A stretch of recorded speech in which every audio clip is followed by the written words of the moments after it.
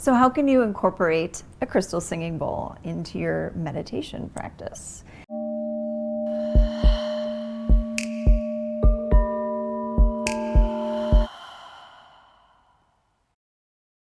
And just a note, these crystal singing bowls are not just for teachers and sound healers. Anyone can have one.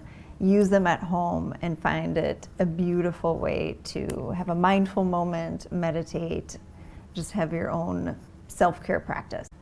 So here are a few ways.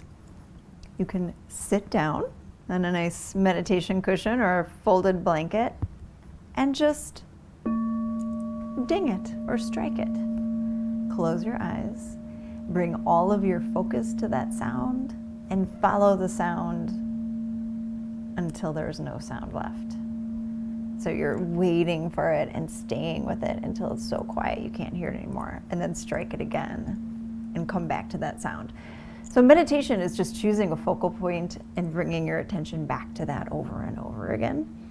That focal point could be anything. So in this case, this provides a really beautiful, compelling focal point for your attention.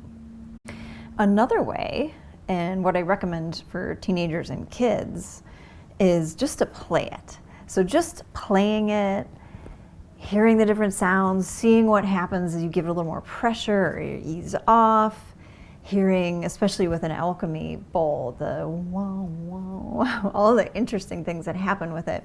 Just doing that brings all your focus to it. And even though you have your eyes open and you're active, you are, solely focused on the bowl and can get into a somewhat meditative state.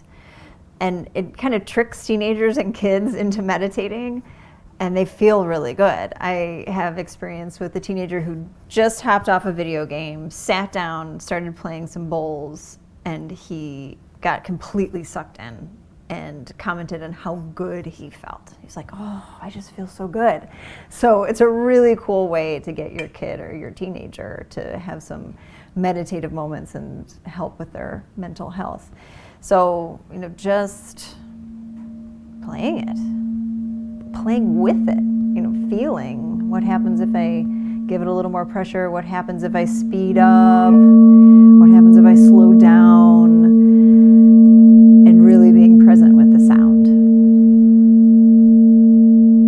That got loud, didn't it? So really being present with the sound is a way to practice with it. My favorite way, and this is for a more bold or experienced person with bowls, it's not recommended that you palm them like I do, but this is kind of my signature way. And because they do make bowls that have handles on them, and it's called the practitioner bowl, made by Crystal Tones, and that would be a safer way. But I am quite confident, and I like to play it while I chant. That's when one frequency hits another frequency and creates a new frequency.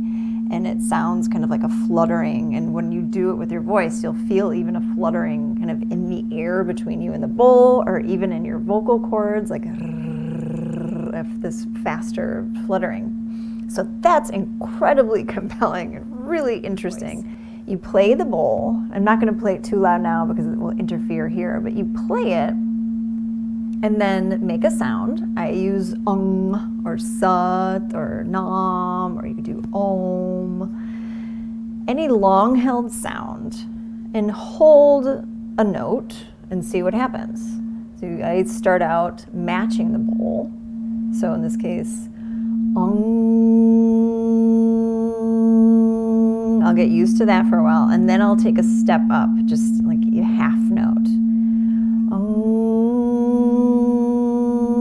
And I'll keep going until I find. And you have to be patient. It takes a little while that first time.